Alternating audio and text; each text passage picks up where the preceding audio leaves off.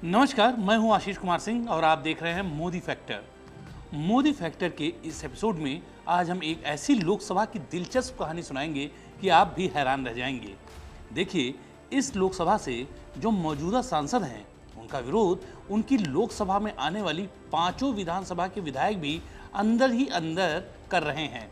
अधिकांश जनता भी सांसद के व्यवहार को लेकर खासी नाराज है और वो खुलकर अपने गुस्से का भी इजहार करती है। सांसद के ऊपर ये भी आरोप है कि वो जाति तो अपनी पार्टी के उम्मीदवार का प्रचार करने हैं, लेकिन अगर उस सीट पर उनका सजातीय उम्मीदवार हुआ तो अंदर खाने उसका समर्थन कर देती हैं। क्षेत्र में कोई भी काम न करवाने के भी आरोप हैं। सिर्फ अपनी ही बिरादरी के लोगों का काम करने का आरोप भी है।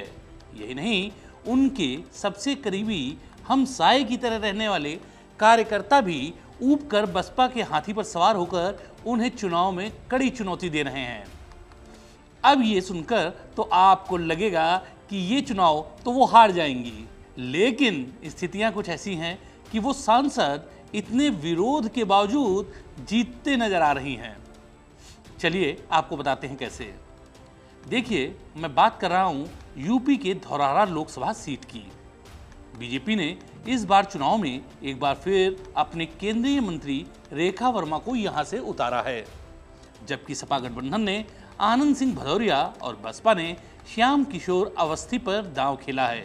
श्याम किशोर अवस्थी बीजेपी से ही बसपा में आए हैं और इनकी गिनती मौजूदा बीजेपी उम्मीदवार के बेहद करीबियों में होती है।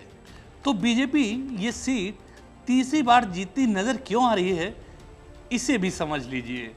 जरा जातिगत समीकरणों को देखिए। यहाँ की आबादी लगभग 30 लाख है, जिसमें 16 लाख पुरुष और 14 लाख महिलाएं हैं। जातिगत आंकड़ों की बात करें तो ओबीसी 5.5 लाख, सवर्ण 4 लाख, मुस्लिम 3 लाख, दलित 3.5 लाख हैं, जिसमें ओबीसी वोटर के साथ सवर्ण तय करता है कि कौन सांसद बनेगा।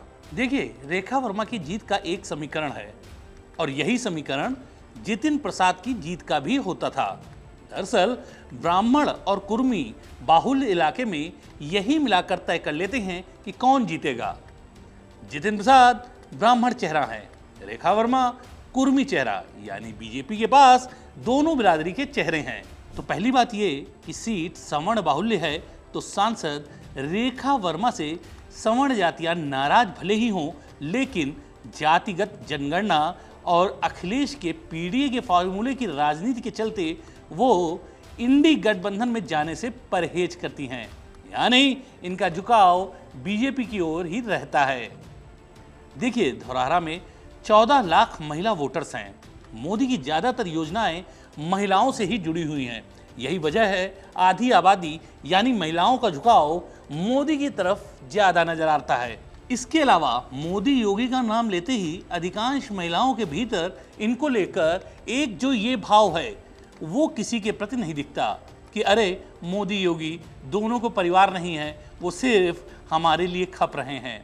इसके अलावा महिला सुरक्षा को लेकर भी बीजेपी की तारीफ करते नहीं थकती हैं। ऐसे में महिलाएं प्रत्याशी को न देखकर मोदी के नाम पर वोट कर रही हैं। वैसे इस सीट पर बसपा ने लड़ाई त्रिकोणीय बनाने की बहुत कोशिश की, लेकिन ऐसा हुआ नहीं। कभी सांसद रेखा वर्मा के करीबी रहे श्याम किशोर अवस्थी अब बसपा उम्मीदवार हैं।